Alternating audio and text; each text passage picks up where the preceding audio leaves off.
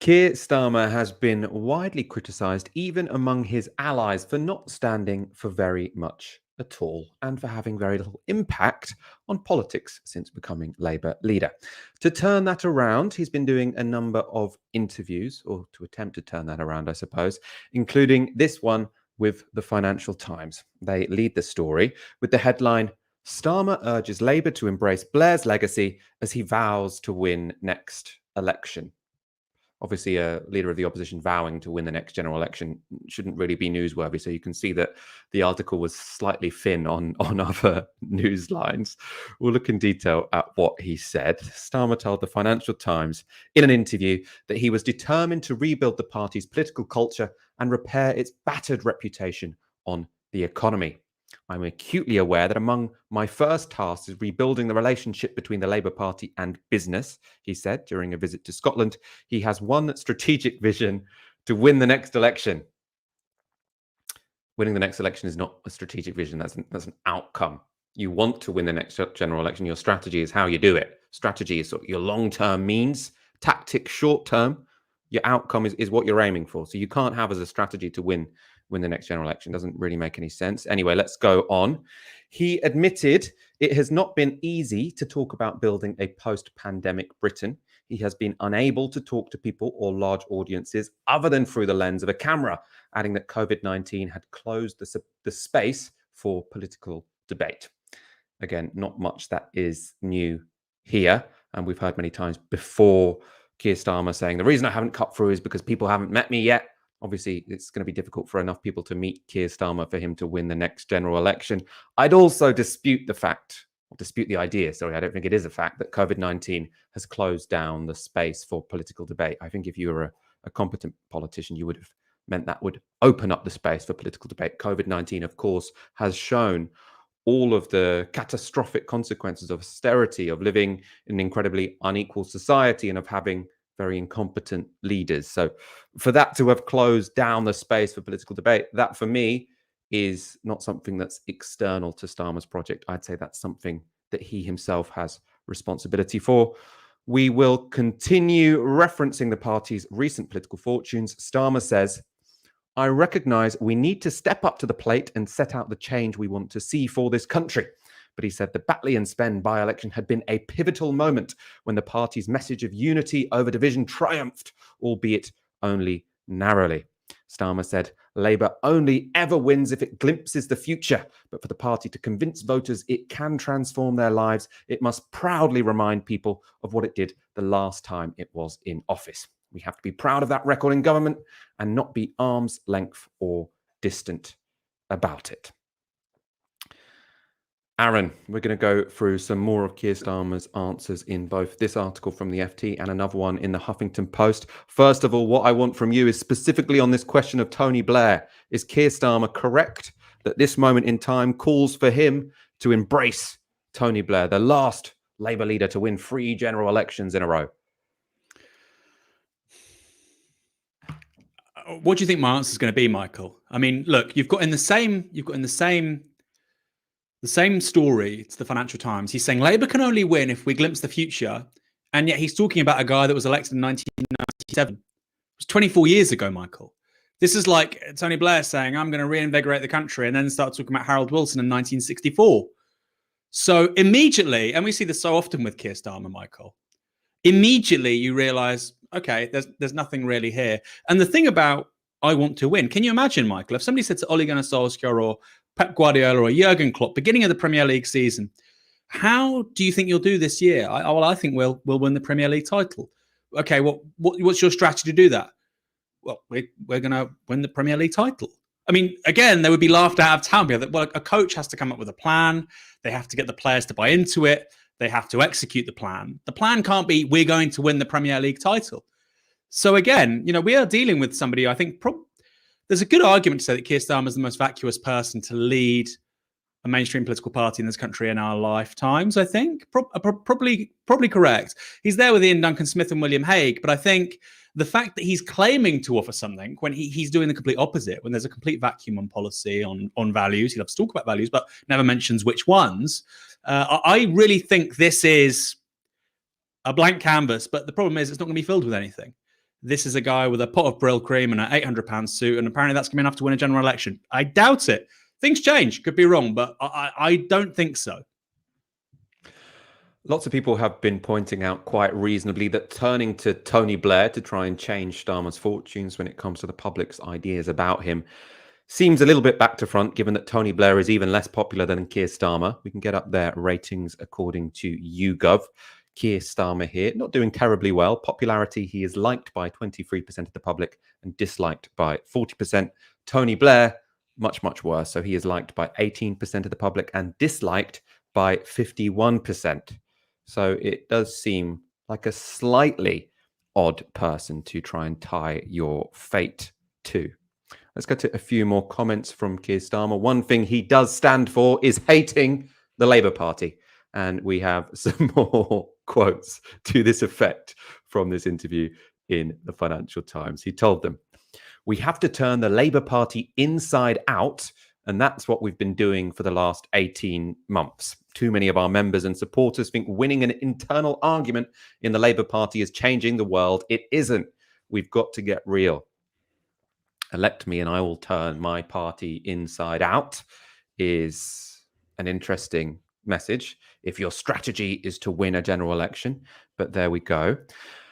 We might, if we want to be sympathetic to him, say, okay, fine. You know, it's a bit of an obvious thing to say, but you are correct. You should be focusing principally on making arguments to the country, not making arguments within the Labour Party. So let's see what arguments he has been making. This, on that front, is all the author could get out of Starmer.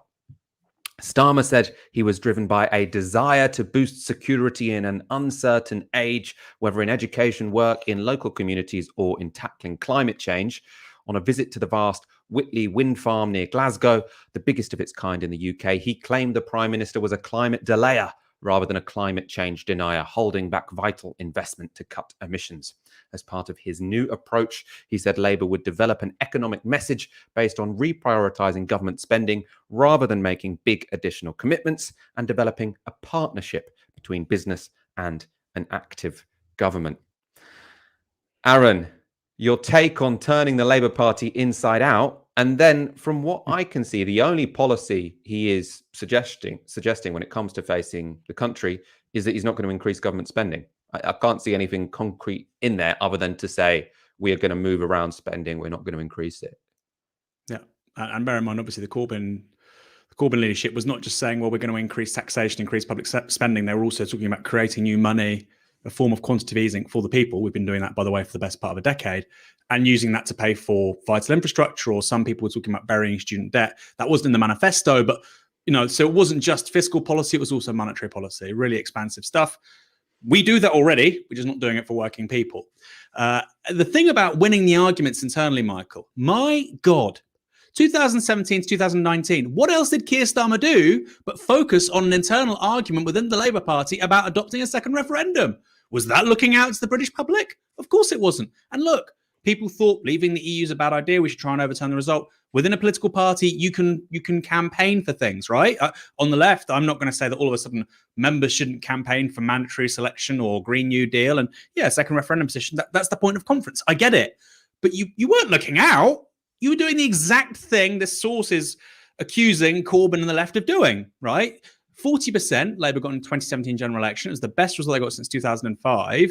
I think it's clear, and I think incontrovertible, that will be a better result than they're going to get in the next general election. Again, I hope I'm wrong. If you look at what the response was from the Parliamentary Labour Party, including Keir Starmer, after that result, it wasn't, okay, well, we've got a real hearing from the British public here.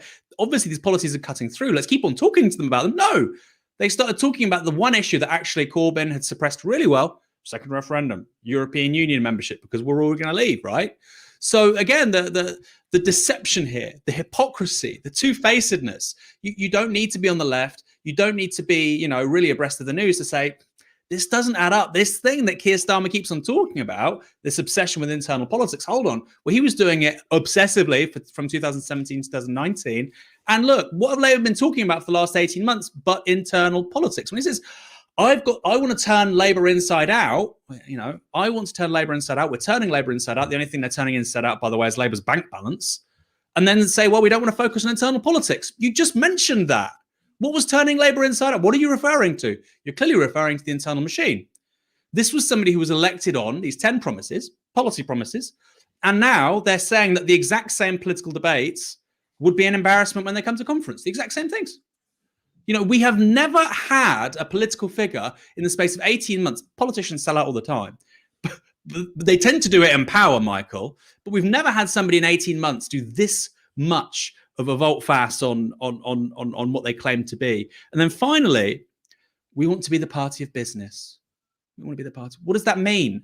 Who? If you want to be, the party that's favourable for the top 100 companies on the FTSE index in this country, that's very different from the local independent shop down the road. But again, Keir Starmer, one of these sort of zombie, robo politicians, we've got to be the party of business. What do you mean? He won't say. He doesn't know. He doesn't know. He was a lawyer. He was director of public prosecutions. Now he's a politician. Those are all very valuable skills. He did some really great stuff in around human rights law. He doesn't know anything about business. And that doesn't mean that somebody to talk authentically and properly about business policy or economic policy has to have owned a business.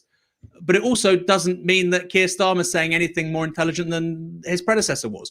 For instance, I think John McDonnell had a worked out, intelligent 21st century policy for business, for a partnership between the market and the state. Keir Starmer clearly doesn't have that. What he can do with the help and assistance of the right-wing parliamentary party and with the media is to actually denigrate the best effort that the Labour Party has had in decades in tackling the major problems confronting this country: regional inequality, low productivity, low wages, all the things he says he cares about. Well, there were a bunch of solutions that have been formulated. John McDonnell was talking to people like Yanis Varoufakis and Mariana Mazzucato. Mariana Mazzucato is a very credible theorist on economic policy. So if you don't agree with those policies and you now want to be credible again on business, what was wrong about the previous ones? Tell us. What don't you like? What don't you agree with? Again, he doesn't know. And it boils down to this, Michael. I'll conclude with this point. I don't think Keir Starmer is a political person. I don't think he has any politics. I think this is about professional ambition. And look, that's a good thing. Be ambitious. I'm happy for you. He wants to be the prime minister, and he's not a Tory. And the only vehicle by which he can achieve that is the Labour Party. But I don't think it's Labour values, Labour traditions. It's nonsense. It is nonsense. He's a very ambitious man. He's been the director of public prosecutions. The political analogue of that in his new chosen vocation, which is politics, not the law, is to be the prime minister. That is not a vision to run a country when it's confronting the kinds of crises that we're confronting. Economic, political, constitutional, ecological. It's not good enough. Yeah, sure. Maybe you could be a Secretary of State. You could be in the cabinet. Fine. There are lots of senior politicians like that. You can't run a country on that. David Cameron tried it, by the way. Look how that worked out. Let's go to a few comments. Sal with a fiver. The rule of political strategy is show, don't tell. Starmer's problem is he has no policies, no narrative, and no vision. So he has F-all to show. Very much agree with that. I think that show, don't tell thing is really important when it comes to Keir Starmer. Oliver Kant with a fiver.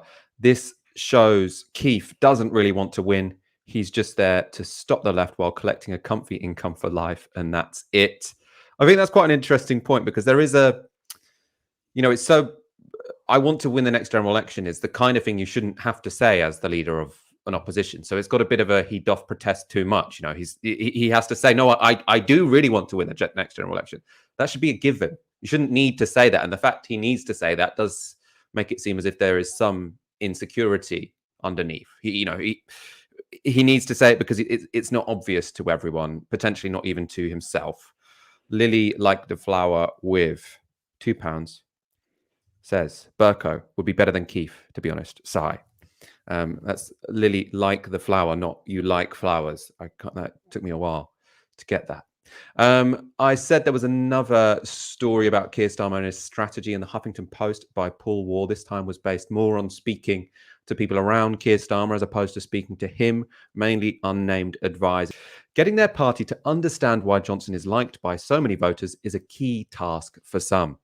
Our party thinks that every time he opens his mouth, he's an idiot. He's a liar. But actually, that doesn't work. It backfires because he presents himself as a flawed character. The public quite like that he sometimes falls. He can get stuck on a zip wire, but he's seen as a great sport, one says. Instead, they argue Labour has to show that Johnson's flaws have a direct impact on the public's daily life, from parents having to homeschool their children to employees being forced into repeated isolation by the NHS app to pupils facing exam chaos. Johnson's lack of competence and his empty promises on things like levelling up are seen as his real Achilles heel. I think that advice is quite sensible. You know, I think probably calling Boris Johnson a liar, calling him a bigot, these things don't really work. They don't really convert anyone. Probably what the Labour Party should be talking about is that, yeah, he's not up to the job. And that's why we have a pingdemic. That's why we have people who have to isolate for 10 days, even though we've been told that getting the virus isn't that bad because Freedom Day happened and we should, we talk so often about how the policies of this government are completely incoherent, and they do affect people's day-to-day lives. And I think that's the kind of thing that Labour should be hammering home. I say that seems reasonable. What does seem unreasonable about that is you say, we need to teach the Labour Party to speak about Boris Johnson differently. We need to teach the Labour Party because they still don't get it. The idea is that Keir Starmer and his team are trying to teach everyone else how to sound more persuasive and more reasonable. Let's go back to the FT, because Starmer there was asked about what he thinks about Boris Johnson and the success of Boris Johnson. So in that FT piece, they write, he believes Britain would eventually tire of Johnson. Over the last 2 or 3 months, people have started to see the Prime Minister for who he is, he said. He claimed the public were infuriated by Johnson's initial plan to sidestep COVID isolation rules. One rule for them and another rule for everyone else is really cutting through, Starmer said. But above all, he insisted Johnson's style of politics, including Brexit and the culture wars, was running out of road, even if the polls still suggested otherwise. I think the country needs bringing together, Starmer said. The best part of a decade has been defined by division. What I want to do and what the Labour Party seeks to do is find the points of unity. A few things to say there. A leader should never say whether or not an issue is cutting through. That's for commentators. It's normally the most boring type of punditry anyway. I'm sure we sometimes resort to it on this show, but it's something that as a leader of a political party, you shouldn't say, oh, this issue is cutting through, that issue is cutting through, this issue is polling well, that issue is polling well. Your job isn't to be a pundit. Your job is to say what you believe. So completely bizarre, no message discipline there. But also this idea that the problem with Boris Johnson is that he divides people instead of bringing people together. You probably remember that was a line that Corbyn used between, or especially in before the 2019 general election. It didn't really work for Jeremy Corbyn, but at least it was relevant, because at that point, the country genuinely was divided between Remainers and Leavers. Labour wanted to overcome those divides. It didn't have a perfect policy to do so, but it was a coherent thing. So people want to move beyond Remain and Leave. We want to move forward, end the divides, etc., etc. When Keir Starmer says it now, I don't really understand what the divides are. Bringing people together. I don't think society feels that divide. Like, the culture war is really something that's happening at the fringes. People want to know, how am I going to rebuild my life after the pandemic? How am I going to have a brighter future? How am I going to afford a house? You know, they don't want Keir Starmer to come along and say, oh, guys, I can bring you all together. And this is doing exactly what the advisor said don't do. Don't say, oh, Boris Johnson, he's divisive. Boris Johnson, he's a bad person. We'll be the moral people that bring people together. Starmer is breaking the rules of the advisor, but yet the advisor is saying, we need to teach the Labour Party to be sensible like us. Aaron, I am sensing some projection here. Keir Starmer's advisors are saying we need to teach the party to do X, Y, Z, when actually the problem is Keir Starmer doing those things. That's entirely right, Michael. That's entirely right. The thing about pundit, I mean, maybe he'd make a great pundit. Maybe Keir Starmer should be a pundit, because all he does is just say cliched pedestrian statements, you know. Maybe that's what he should be doing. He should be on Sky with Sonia Soda doing the paper review. I sure as hell don't do it anymore.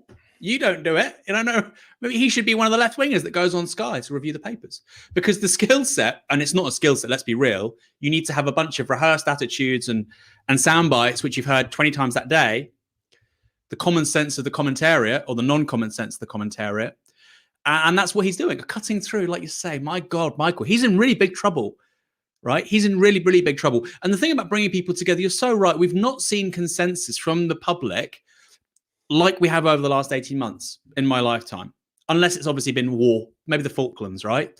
But the levels of consensus around the lockdown, in terms of the dramatic changes we all had to make to live within the constraints presented by the virus. There wasn't a culture war, actually. Yes, you see lots of it on Twitter. Yes, there's lots of Paul Embry and all the right-wing people, Unheard and all that lot. They go on about it, but actually, generally speaking, the public has a consensus about what to do. And it's similar on issues of, taking rail into public ownership, taking water into public ownership, dealing with the housing crisis, dealing with low pay, giving care workers a pay rise, giving NHS staff a pay rise, better infrastructure, made in Britain, all super popular, all super, super popular. And he's leaning into some of it, but he's not doing it on most of the issues. And there was an argument against Corbyn, and I think it's probably true, that people liked the policies, but they didn't think that Labour could deliver them, or they just didn't like Jeremy Corbyn delivering them. If the Tories offered the exact same policies, many of them would be to their electoral advantage. I buy a part of that argument. But you also have to, when you're talking about those kinds of things, you also have to outline a vision. And the vision can't be, we're bringing people together, or we're going to offer more opportunity. When was the last time, Michael, a politician anywhere in the world went to the public and said, you know what? I want to offer less opportunity. I want your kids to struggle. I want those in old age to barely be able to put food on the table. Nobody said that. It's the best place in the world to grow up in and grow old in. They think they're so smart. Nobody disagrees with this. Nobody disagrees with this.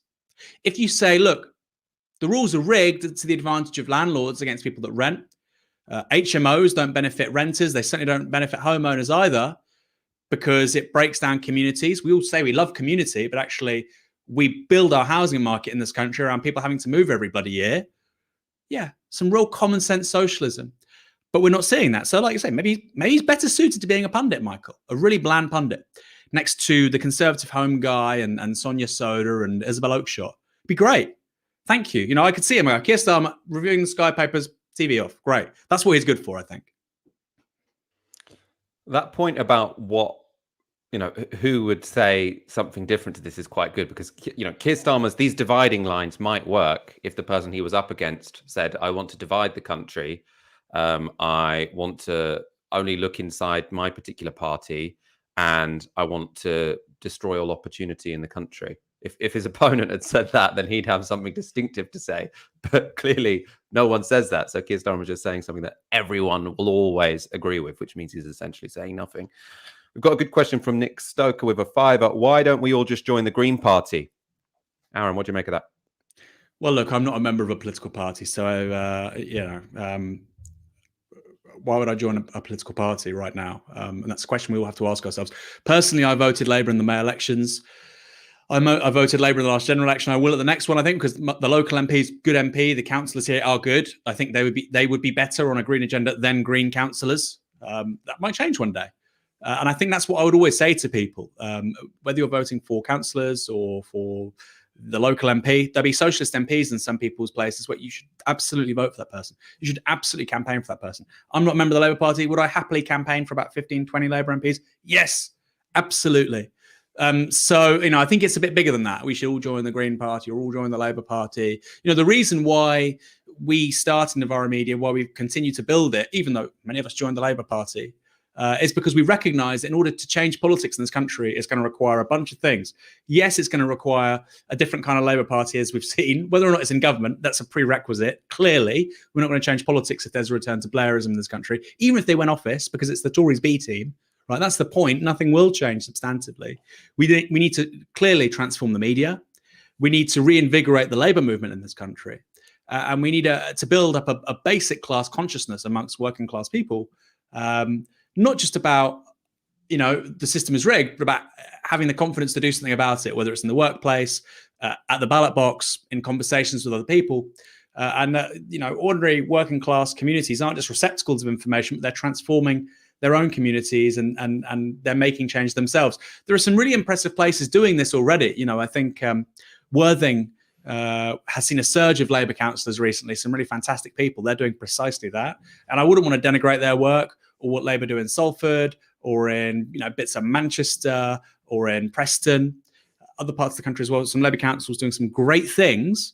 But I think right now, clearly the direction of the party, and this goes back to what Leo Panitch would have said, God bless him, rest in peace. He would have said, look, the Labour Party is a parliamentary socialist party. It's not a socialist party. It's not even a social democratic party. It hasn't been since the 1970s. It's a parliamentary social democratic party. But the point is, it's parliamentary first and foremost. So you can change all the councillors, you can change all the members of Senedd in Wales. What matters is those 340 people, if you're going to form a majority government, at Westminster. That's what matters.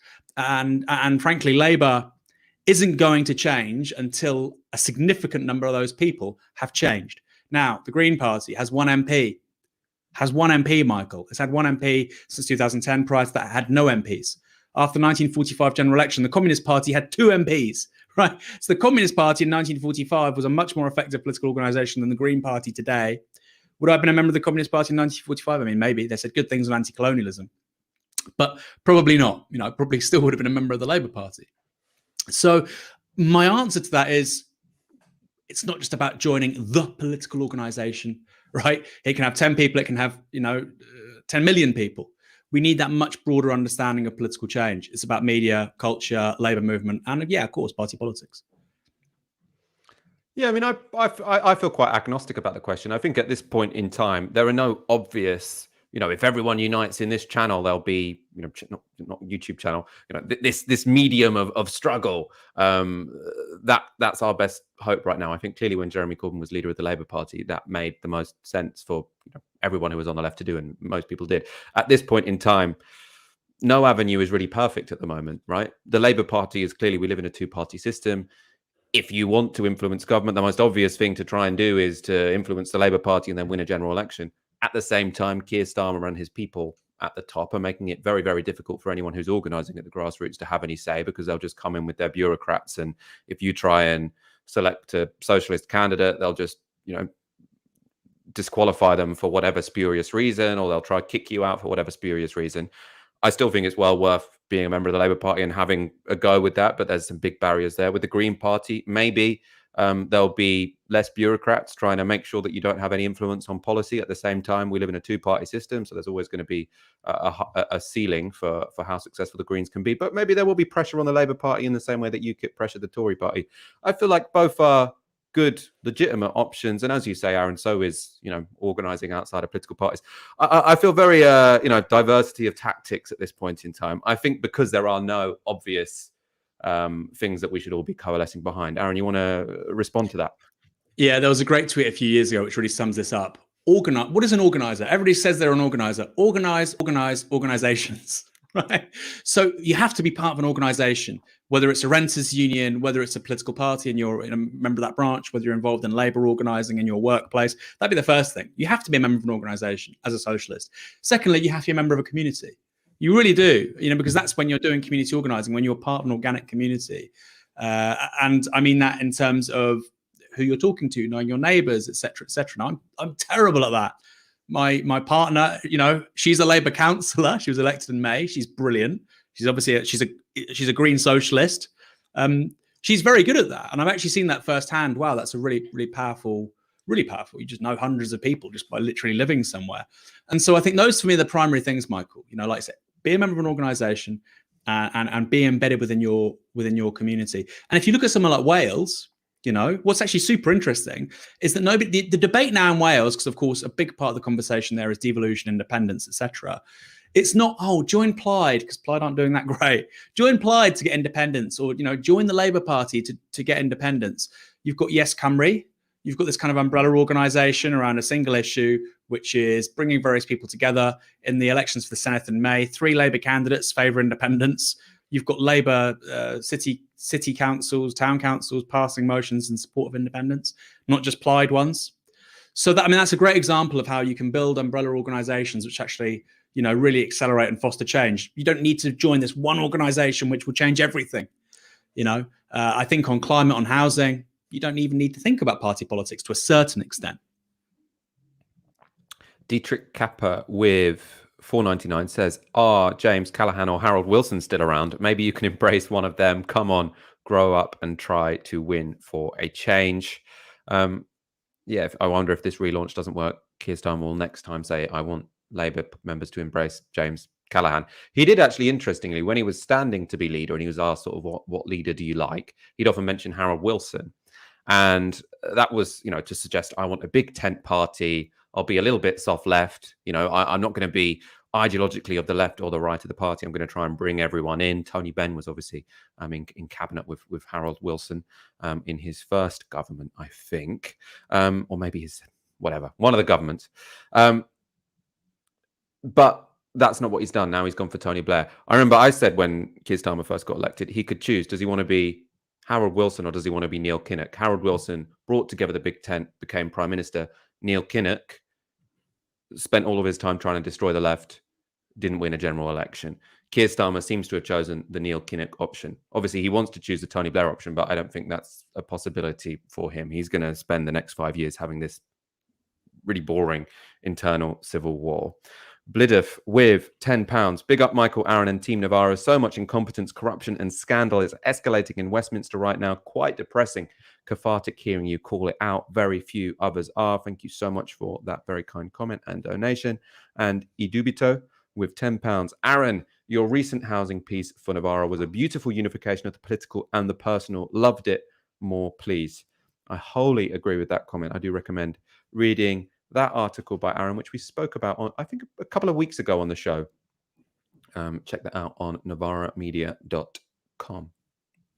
Let's go to our next story. Boris Johnson has caused widespread offence with a quip that the reason Britain is ahead when it comes to climate change is because of the decision of Margaret Thatcher to close the coal mines. The comments were made on a trip to Scotland. They weren't televised. They were said to assembled journalists, and the BBC have the quote. They say, Boris Johnson said, "Thanks to Margaret Thatcher, who closed so many coal mines across the country, we had a big early start, and we're now moving rapidly away from coal altogether." He is reported to then have laughed and told reporters, "I thought that would get you going." So this was a joke for reporters. This has pissed off many people because obviously the closure of the coal mines caused, untold suffering in this country. 200,000 jobs lost because of that decision to close the mines. There were in 1984 221,000 people employed in mining in Britain. 10 years later, 90% of those jobs were lost. It's also not just about the numbers, because what was super crucial when it came to closing down the mines was that all those jobs were concentrated in very specific areas. So once you closed the mine, you would be, condemning areas to decay. Essentially, those jobs were not replaced. That investment did not come because of Tory ideology. The Mirror spoke to some ex-miners who were, they can speak for themselves about Boris Johnson's comments. In South Wales, 60-year-old former NUM miner Pete Humphreys said, "It is just so insulting and shows no appreciation of the pain those closures caused to hardworking families. Thatcher didn't give a second's thought to climate change. It was about smashing the unions, full stop." They also have a comment from 61-year-old Nick, who worked at Coombe Colliery. He said, "Both my granddads worked underground. To tarnish their memory like this is a disgrace. Johnson should be ashamed, but he is shameless. Some of these former mining villages have never recovered. That is no joke." Obviously, incredibly crass, offensive comment from Boris Johnson at the time that all of these people were having their jobs destroyed, were going out on strike and being, denigrated in the media, were having their communities ripped apart. Boris Johnson was in the Bullingdon Club trashing restaurants and giving people money to fix the damage because they were so wealthy and so carefree that they could treat people like that. You could say Thatcher was doing a similar thing when it came to policy, except she wasn't stuffing any notes in people's pockets afterwards. The other issue here is not just that it was insensitive and crass, it's also that it was factually untrue. Closing those mines, as Pete Humphreys said in the quote we just showed you, had nothing whatsoever to do with climate change. It was an economic policy. In Thatcher's words, it was to get rid of inefficient mines. Many people, rightly, noted it was also to try and destroy the trade unions. I want to show you now Margaret Thatcher speaking in her own words what the closure of the mines was about. Here she is speaking in January 1985, which was the height of the miners' strike. If as a taxpayer you pay £1.3 billion That is equal to £2 a week for every old age pensioner, £1.3 billion subsidy to the National Coal Board. It's because there are an awful lot of economic pits, and you don't need to argue about the definition. They are heavily loss-making pits. The worst 12% cost $275 million a year. You don't need to argue about them. You They're want to shut always them closed. down? You have to go through a procedure with the National Union of Mine Workers, and they have to be shut down. You can't go on investing in new investment, the latest, bestest, safest pits, the best working conditions for the miners, without shutting down the old ones. Every independent inquiry said that.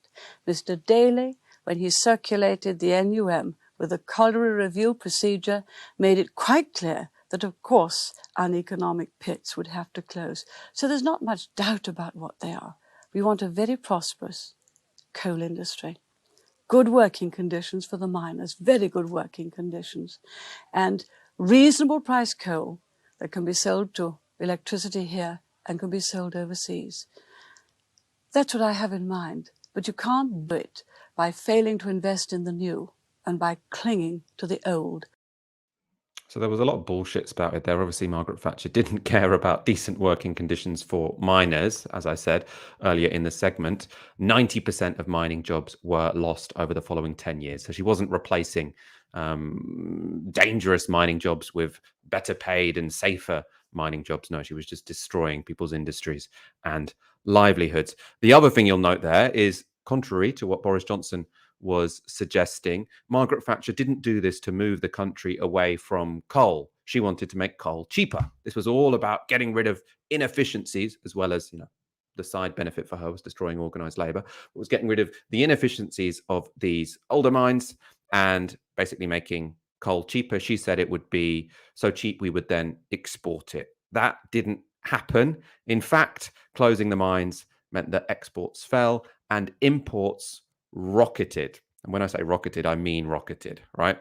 This is the imports and exports of coal from the UK from 1970 to 2019. In 1980, the UK imported 7 million tons of coal. By 1990, that had more than doubled to 14 million. And then by 2013, that went to over 50 million tons of coal. So in 1980, we imported 7 million tons of coal. In 2013, we imported 50 million tons of coal. So this was not Britain moving away from coal. This was Britain replacing coal mined in Britain with coal mined elsewhere. As you'll presumably be aware, climate change doesn't care where the coal was mined. What they care about is whether or not you burnt it. And we were importing a hell of a lot. You said that the first thing here was about changing the economies around energy production in this country, getting rid of inefficiencies, and as a side product would be hammering organised labour. I actually think that was the priority. If you look at what happened to the Heath government in 73, 74, he was effectively defeated by coal miners.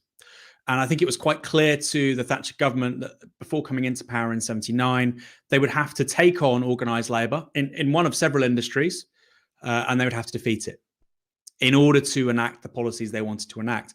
And that's not speculation. This was called the Ridley Plan, which was formulated in 1977. They said we need to target a nationalised industry. Coal was in the middle in terms of what industries they thought would win or could be defeated. It was in the middle. So it didn't have to be coal, but it ended up being coal pretty quickly. But they said we need to take on a nationalised industry. And it talks, and this is in 1977, Michael, right? This is when Labour is still in power. We'll need to change public order policing. We're going to need to change legislation around strikes. We're going to basically need to destroy the ability of striking workers to survive. And they also talked about, which sort of hints at the fact this was always going to be about miners, we need to accumulate stocks of coal so that we can, basically outlast them in any standoff between the government and between striking mine workers. So they basically made sure that they weren't left short like in 73, 74. So that's why when we do have the miners' strike, the Tories are ready for it and they want it. So the purpose of what Margaret Thatcher did to the mine workers in this country, it wasn't about making money. It wasn't about economic efficiencies.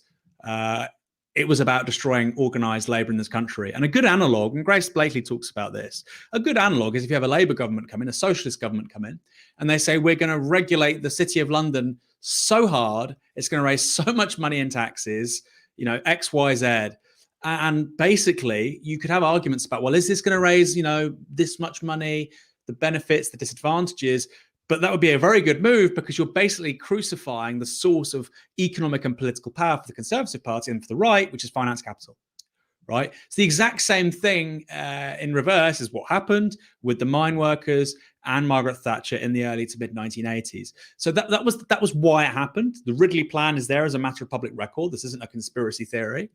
And so it clearly has nothing to do with climate change and renewable energy. And as you can see from any graphs, if you sort of look at this online or in a book for that matter, or the Economist magazine, generally speaking, Britain's consumption of coal to produce electricity, because of course you need to use, until very recently, you needed to use gas or coal in order to produce electricity. Electricity is a clean source of energy, but it's not entirely clean unless you're getting it as well from geothermal or hydroelectric or wind or solar. Coal was the principal source of electricity in this country all the way through really to 2000 and beyond, actually. And the reason why that's collapsed is quite recently, and that's simply because of the falling cost of solar energy, the falling cost of gas, natural gas, which is not clean, but it's cleaner, and the falling costs of wind energy in particular in this country. And that's why coal has just basically disappeared as a source of electricity production in the United Kingdom. Has nothing to do with Margaret Thatcher. Nothing. Zero.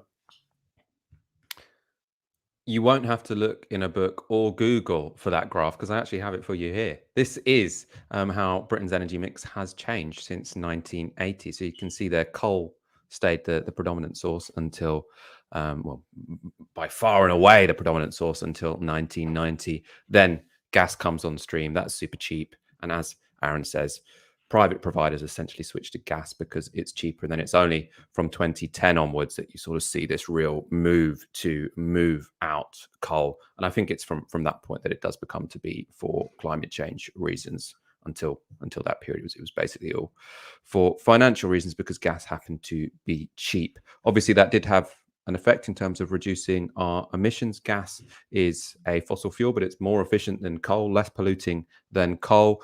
The reliance on gas, one of the downsides was that it meant that we weren't investing in new renewable energies, such as, for example, Germany. Germany has a big coal industry, but at the same time, they had the kind of feed-in tariffs that meant that we got affordable renewable energies that could then be exported. So swings and roundabouts. Let's go to our final story. Before we do that, though, we want to let you know the deadline for the new hire for Tysky Sour, for the Tysky Sour team, is this Sunday. If you're interested in joining the team as a producer, do check out the link to apply, which is in the description box below. Our final story. Marcus Rashford is everything right-wingers hate. He's a talented, working-class black man who speaks with force about politics in this country. He has also embarrassed Boris Johnson more than a few times. That meant it was no surprise at all when The Spectator, a magazine Boris Johnson used to edit, prepared a hit job on the footballer. We know this because Rashford tweeted about it at the time. On the 20th of July, Rashford tweeted, "Just heard The Spectator are planning to run a story on me tomorrow about how I have benefited commercially in the last 18 months. To clarify, I don't need to partner with brands. I partner because I want to progress the work I do off the pitch, and most of any fee I would receive contributes to that. Last summer, 1.3 million children had access to food support through my relationship with Burberry. Children have a safe place to be after school where they will be fed following the November investment. Vulnerable children have safe places to go this summer holiday. And due to my relationship with Macmillan, 80,000 children now have a book to call their own. Do I have a larger commercial appeal following the U-turns? I'm sure. But I'm also a Manchester United and England international footballer. Why has there always got to be a motive? Why can't we just do the right thing? P.S. I actually enjoy reading bits from The Spectator now and again, but this is a non-starter. Have a good night all." So from that tweet thread, it was clear that the Spectator were planning an article about Marcus Rashford, where they were saying the reason he forced these U-turns on Boris Johnson is because he wanted to make more money himself with these brand deals. You know, it didn't sound particularly persuasive. Marcus Rashford got a lot of support for this tweet thread. It was retweeted 35,000 times. We were then all waiting with bated breath to see what the Spectator would come up with the following day. Marcus Rashford said the Spectator have informed him this will be, printed the next day. It never came. So that article vanished. At the time, people were suggesting, is this just that the Spectator got cold feet because the backlash on Twitter had been so severe? Had they just succumbed to Marcus Rashford's woke mob? They didn't want to take the hostility that would be directed towards them if they went for Marcus Rashford. That was potentially convincing. We actually have a better explanation now, and it's a more entertaining explanation because the mystery of the disappearing Rashford story has now been solved. And it turns out the tweet from Rashford was the end result of an elaborate prank played on the right-wing zealots. Author of the prank revealed all in a Substack post. Danny Gruffity writes, "The events I describe were born of a familiar cause. I speak, of course, of the seemingly never-ending search for ways to keep oneself occupied during lockdown. I noticed one evening that the Spectator had launched a new enterprise, WokiLeaks, heralded as a regular column by an anonymous whistleblower operating deep within the social justice movement, asking for leaks of classified information about woke culture." Graffiti continues, WokiLeaks was asking for people to send in anonymous examples of woke culture war crimes from workplaces and other settings. So I decided to amuse myself by sending them some fake stories. Surely they wouldn't take this seriously, I mused, as I hammered out frankly ludicrous claims about the great and the good and thought little more of it. A few weeks later, I was somewhat surprised to receive a reply. The WokiLeaks writer, Edward Snowflake, they, them pronouns, wanted to know more about the gossip I had. Out of all the bizarre stories I'd claimed to have, the one that interested them related to a certain Marcus Rashford and the talent agency he worked with at the time, Rock Nation. She goes on to say, I'd claimed Marcus Rashford's interest in campaigning to keep free school meals was inspired by his mother being a member of the Communist Party who wanted to nationalize all food. But I'd also said, in the same email, that the food poverty campaign was nothing to do with Rashford at all, but was fought up by a bunch of wealthy white liberals at Rock Nation who had opened his eyes to the reality of food poverty. So she sent an email to the Spectator saying this is all because Marcus Rashford's mum is a communist who wants to nationalize food, but also at the same time, Marcus Rashford doesn't actually have any interest in food. This was a campaign which was drawn up by the wealthy white liberals at Rock Nation, and Rashford just went along with it. Sounds kind of ridiculous. They bought it. And at this point, the prankster includes an email from the writer of the WokiLeaks section. They write, I'm so sorry this is taking so long to make happen. We've been waiting for Fraser, who's Fraser Nelson, who's Spectator editor, to read and approve. He finally has today, and suddenly he's extremely excited. I don't think he had any idea. Now he thinks they might make it a cover and says it might be the best story Spectator have or will run all year. Great news. Though frustrating it's taken him so long. It also means that we have to go back and double check everything with the lawyers. We're penciling next week. Spectator doesn't really do investigative stuff, so this is all a bit new to them. So if I have any further questions from Fraser, am I okay to ping them over this week? Really excited. I think it will be a real splash. You should be proud. So this writer at the Spectator, who admits we've never done any investigative stuff, the only time they're actually investing in investigative work is to try and, call out a footballer who had a go at the Prime Minister, not to uncover any kind of controversy in the dark echelons of power, but no, it's to try and smear a celebrity, essentially. Better than this reply from the journalist, though, is the quotes from a first draft of the Spectator article. This is as they plan to publish it, and it was sent to the prankster, obviously, to get her to read over it because she was the source of the stories. So in the first draft of this article, the Spectator had written, mercifully, Rock Nation apparently scratched an idea to have Prince Harry lend his support to Rashford by living on free school meals himself for a week. Bobby Sands, eat your heart out. Rock Nation, they say, regularly dictates the issues that their clients campaign on. Apparently, Andy Murray asked the company to help him with a campaign on alternative voting systems, but it was rejected as too dry. Man City midfielder Kevin De Bruyne wanted to do a pro-EU protest, but that was too divisive. Another client was allegedly mocked in the office for proposing an anti-littering campaign, and a rising soccer star was keen to do something against the badger cull, but apparently that wasn't controversial enough.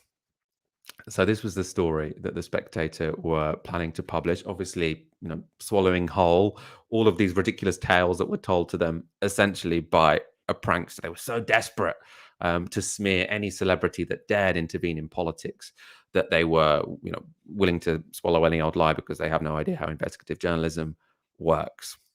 Anyway, as described in the blog, The Spectator sat on the story for months, planning to publish it after England came crashing out of the Euros. That was another email from him. And it was following the blowback from Rashford's tweet that for the first time, the prankster was invited to a conference call with Fraser Nelson, the magazine's editor, and Freddie Gray, who is his deputy. Of that meeting, she writes, I could go into more detail on the call itself, how the emails I had sent were described as proof, how they were doing somewhat of a hatchet job rewriting the article during the call, but I think the following exchange speaks for itself. Fraser Nelson, but look, if you actually were a wind-up, I think we would have worked it out by now. And Freddie Gray, who's the deputy, if you are, hats off to you.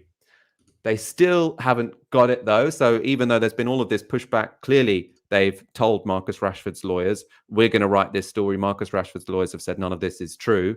They still haven't worked out that they've been fed a tall tale by this particular prankster, because then they try and get her in for more meetings. She writes that after that Skype call with the editor and deputy editor, they continued to get in touch, asking me to meet with them. In trying to convince me, they compared our situation to WikiLeaks. I invested in a burner phone, started calling Snowflake H. The last I heard, there were discussions relating to how they could go about presenting Rock Nation with the text from an episode of BBC comedy series, The Real McCoy, and asking them for comment. Aaron, some people on Twitter were saying, actually, maybe this prankster has just caused Marcus Rashford unnecessary stress because she's fed a lie about Marcus Rashford, and then the Spectator have contacted his lawyers about it. He obviously felt he had to preempt it with this tweet thread to say the Spectator are going to publish this hit job on me. None of it's true. At the same time, it is pretty funny, and it does make the Spectator look pretty stupid, doesn't it? I mean, they are pretty stupid, Michael. I mean, the whole thing about Kevin De Bruyne, pro-EU, protest. I mean, you read that and it's just kind of, it's clearly made up. And the thing that you said, it's so on the nose, Michael. With The Spectator, we advertise ourselves as this 200-year-old, one of the most respectable, most influential publications, periodicals on the centre-right in the United Kingdom. We don't do any original reporting. That just sums them up. And if this landed on our desk, obviously immediately after we'd stopped laughing, we would have emailed the person back and said, please waste somebody else's time. However, if you get a story like this, of course, the first thing you do is you check the legals, and you need it to be very robust, because if you say things which aren't true about really wealthy people, Michael, you're screwed, right? You're in really big trouble. There's a part of me that almost wishes they'd run the piece, and that Kevin De Bruyne and Marcus Rashford and Andy Murray just sued them out of existence. I mean, that would have been quite funny. I don't agree with libel law in this country, but that would have been a very funny thing if it had, wiped the Spectator from the face of the earth. That would have been a very positive thing for our media culture in the country. So yes, it tells us how daft right-wingers can be. It also tells us something quite troubling about the state of media in this country, that you have something like Fraser Nelson or people like the Spectator just being quite open about, we don't really know how to do contentious reporting, which will need a lawyer. Navarro does it all the time, by the way. And we are tiny compared to the Spectator. They have a huge print circulation. Maybe it's changed recently. It was like 70, 80,000 copies a week. And yeah, some of that is they're giving it away to pad the stats, to sell advertisers, so basically they can get more advertisers in, but they sell lots of copies and they get lots of traffic. And this should tell you it's crap, right? It's not very good. And actually, speaking of the Spectator, we talked about Oliver Cam last week. it's a part. This kind of story is actually very similar to what we saw with the Jewish Chronicle, where the Jewish Chronicle ran a piece on Novara Media. They ran an article we ran, and like you said, Michael, at the time, you thought, oh God, there's going to be a correction. Have we not gone to somebody? Have we not legaled this properly? No, they wrote an article on the basis of two unhinged people's tweets, right? That is the state of the right-wing media in this country. The Jewish Chronicle is a right-wing publication. I mean, it's a community publication, but it's quite clear from the people involved in it that it's a right-wing publication. These people have no commitment to truth. These people have no commitment to professional integrity. And yet, they will be on your TV screens and on the radio and at the very highest levels of public discourse in this country. For Christ's sake, Boris Johnson, the Prime Minister, was formerly the editor of The Spectator, right? That tells you something quite significant. Andrew Neil, the anchorman of the BBC, is a chairman of The Spectator. And this is how they were almost caught out. They're not serious journalists. They're not interested in the truth, and they're not interested in informing people. You can definitely bet the editorial standards weren't any better under Boris Johnson, someone who has no qualms whatsoever about publishing nonsense rumor without checking it. I presume the Spectators pay their lawyers quite a lot, because they must have to stop them. They must have to intervene to stop them getting sued a lot, because it doesn't seem like the journalists are particularly capable of doing any due diligence of their own accord. Let's go to a couple of comments. Clark Kent's Rock and Roll review with a tenor. Theatre of the absurd in full effect. More situationist tactics of this kind is a sure way to further illustrate how lazy and broken certain publications truly are. And that's a good point. I mean, I do think this is quite an interesting form of activism, wasting the time of these right-wing rags who are really willing to publish anything if it feeds into their silly little culture war. Tom Hathaway with a tenor. Hi guys, totally unrelated to the topic, but with Owen Jones' recent interview with Vorsh, do you have any plans with Twitch streamers? Lance at the Surfs is a fan of yours, for example. We should definitely. Apparently it's Bausch, not Vorsh. Got that wrong. Lance at the Surfs is a fan of yours. We should definitely check out Lance at the Surfs. I feel like that's going to be one for Aaron. I think that's going to be a long form one with the Twitch streamers, isn't it? I mean, is it? I mean, we're definitely gonna, Michael. We're definitely gonna let me sound professional here. We're gonna pivot into Twitch, and we're gonna take our organization a growth journey over the next 6 months on Twitch. I think we just need to sort out a few hardware issues. You need a really powerful computer to do that stuff. Maybe one day we'll get Fox on. We'll do a Q&A, ask Fox. He can explain this stuff. We definitely want more of an engagement with Twitch, talking to people, but also being on there ourselves. We want to dominate, Michael. Spectator aren't there. The New Statesman aren't there. We've got to be there. But thanks for the suggestion about who to interview. That'd be great, actually. And I should say in the comments, please, that is so helpful. Suggestions in terms of who we should interview and what we should cover. We do honestly read almost all of it. Yep, I agree. Those comments are super helpful. If you have any requests of topics you want us to cover, people you want us to interview, do keep those suggestions coming in. You can tweet them on the hashtag TiskiSour or at Novara Media, or put them in those super chats or under the video if you're watching afterwards. We're going to leave it there. Aaron Bastani, it's been an absolute pleasure, as always, speaking to you on this Friday evening. It's been my pleasure, Michael. My pleasure. And thank you for watching TiskiSour on Novara Media. Good night.